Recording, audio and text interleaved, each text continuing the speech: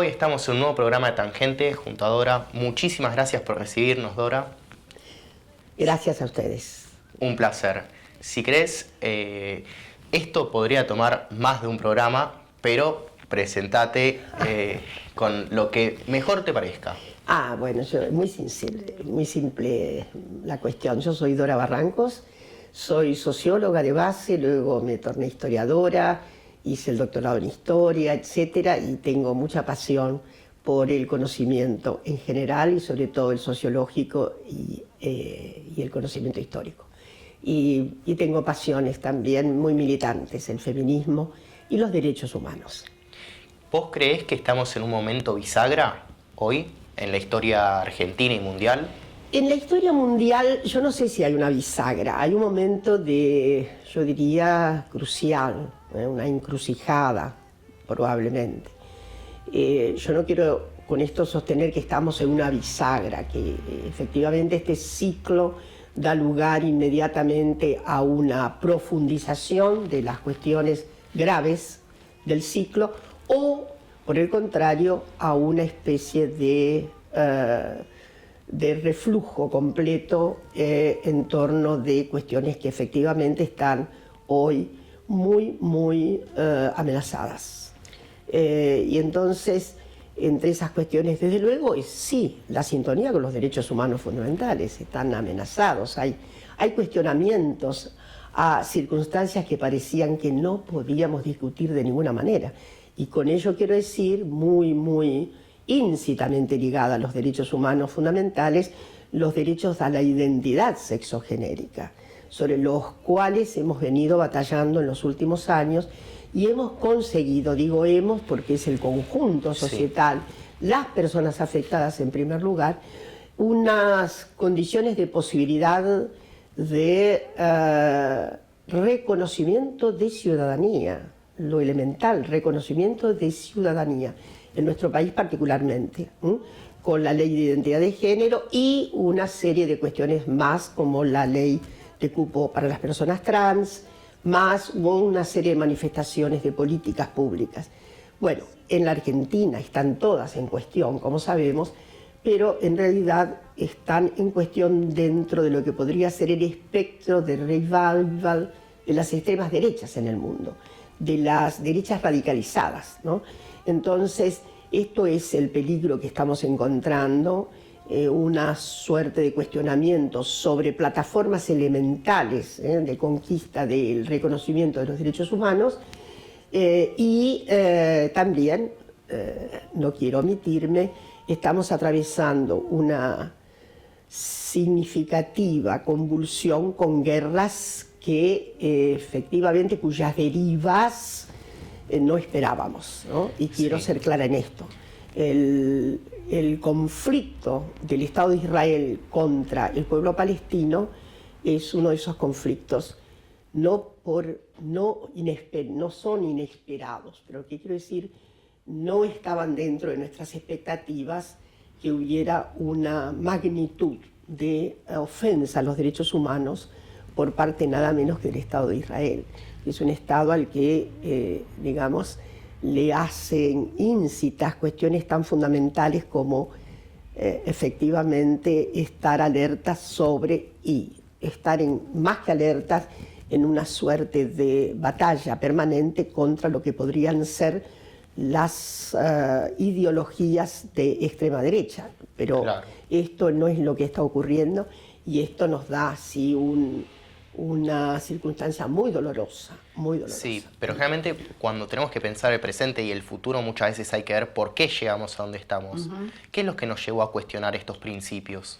Yo creo que hay una serie de circunstancias, no hay no hay un solo factor, la idea del monofactor hay que inhabilitarla completamente, por lo menos desde los estudios históricos y sociológicos. Hay una multicondicionalidad.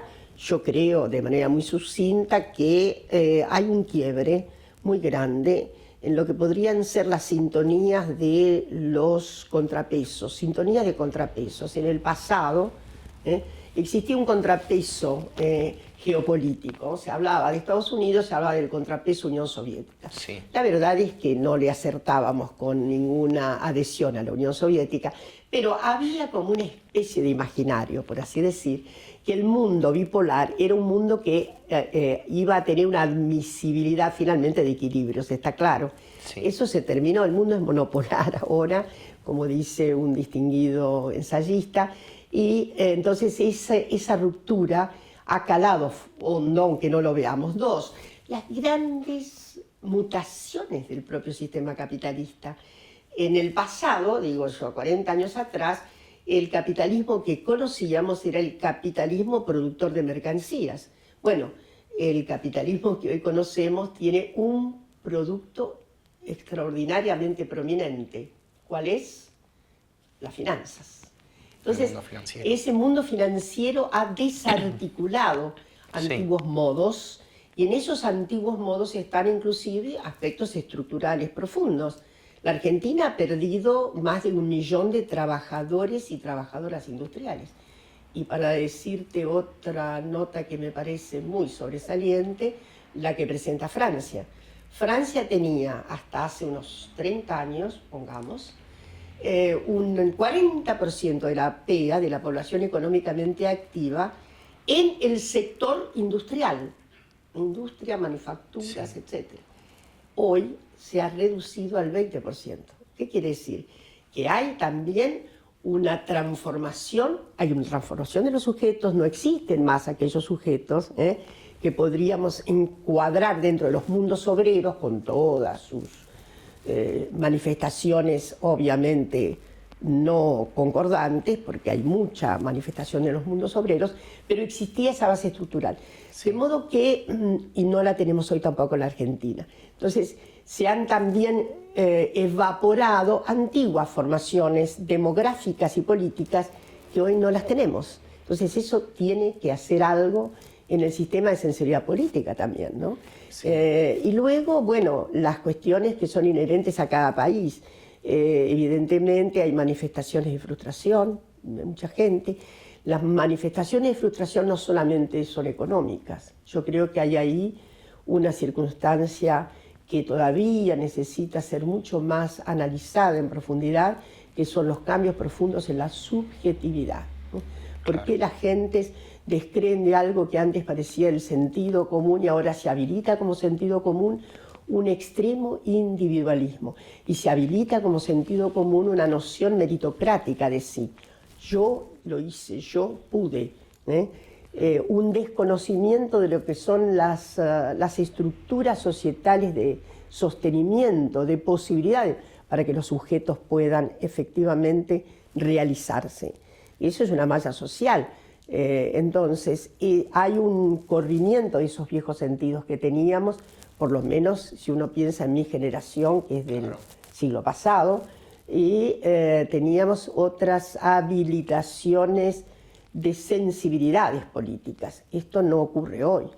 Y bueno, yo creo que allí podemos seguir. Es cierto que también han devenido circunstancias nuevas, notables, justamente en su modificación de los sentidos del sentido común, que es, por ejemplo, el reconocimiento del Estatuto de Ciudadanía a las personas disidentes en materias sexogenéricas. Eso ha sido una conquista y probablemente ahí se enciendan ciertas alarmas en las posiciones mentales, ideológicas de la extrema derecha, que en realidad estaban constituyendo una reserva mínima de nuestras sociedades, pero que ahora hacen inclusive posible la elección de conducciones gubernamentales.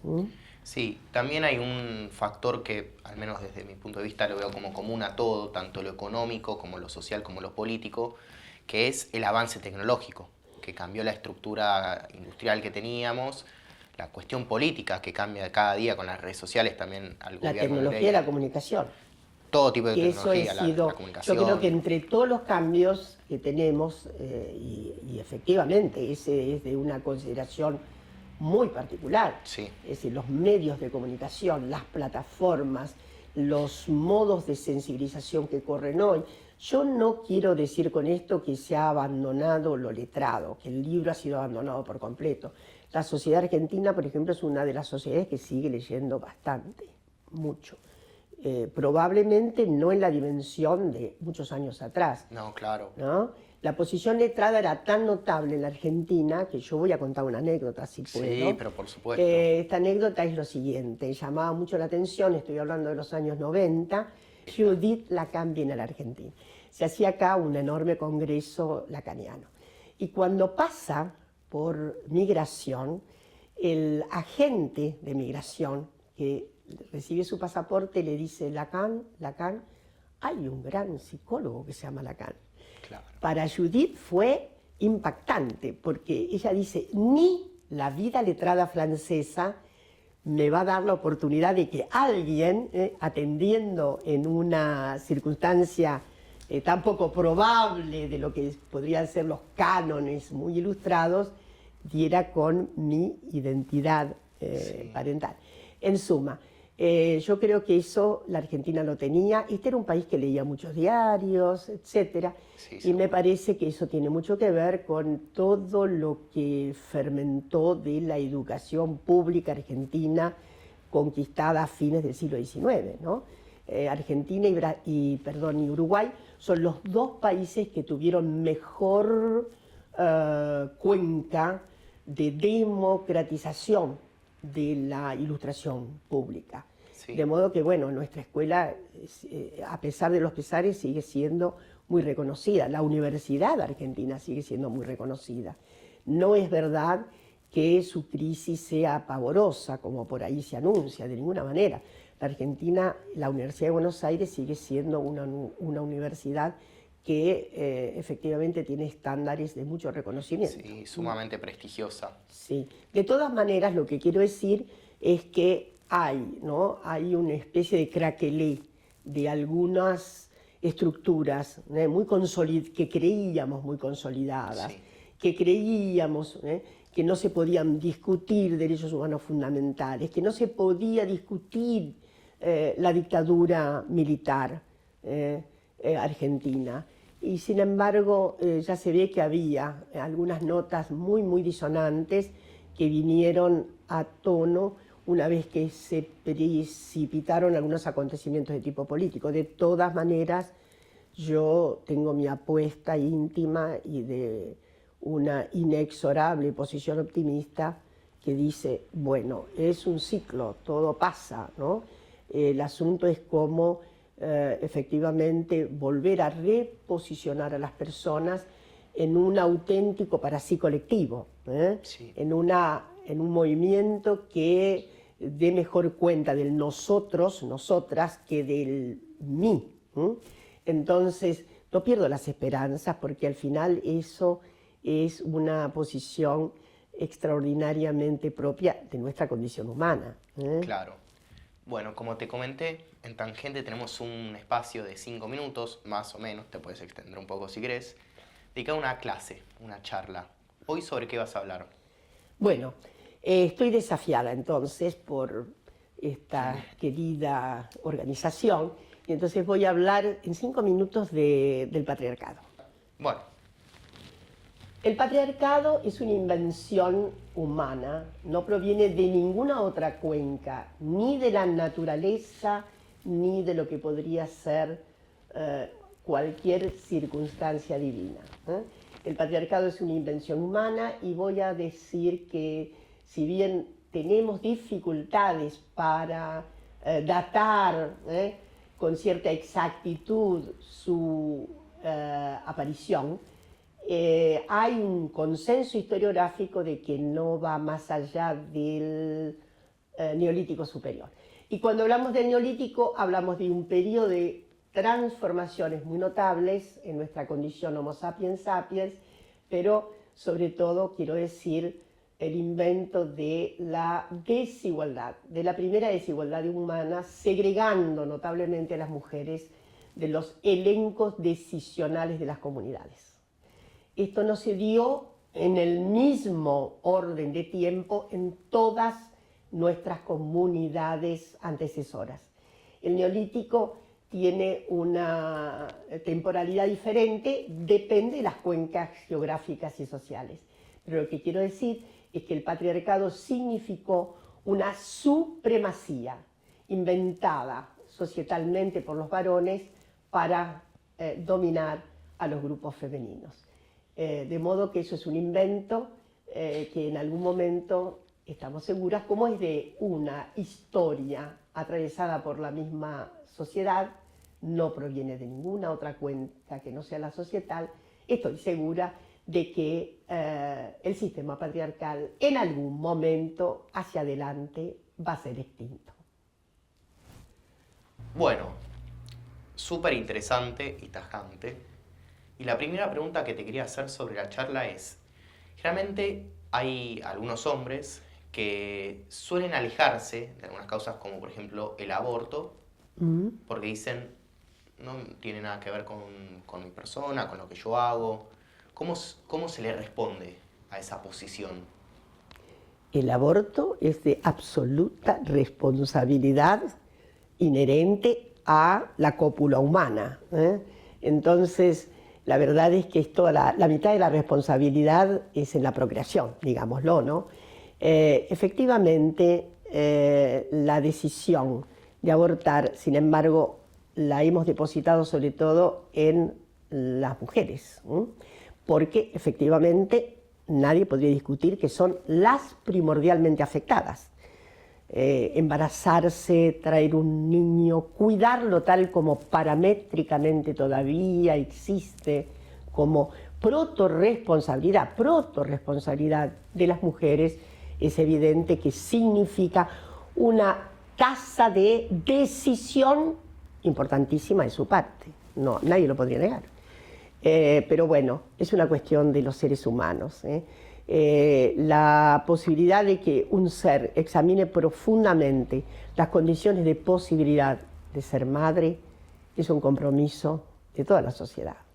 No podría ser solitario. Toda la sociedad debería estar atenta a la circunstancia de permitir la determinación de los seres humanos. Esto no es una cuestión,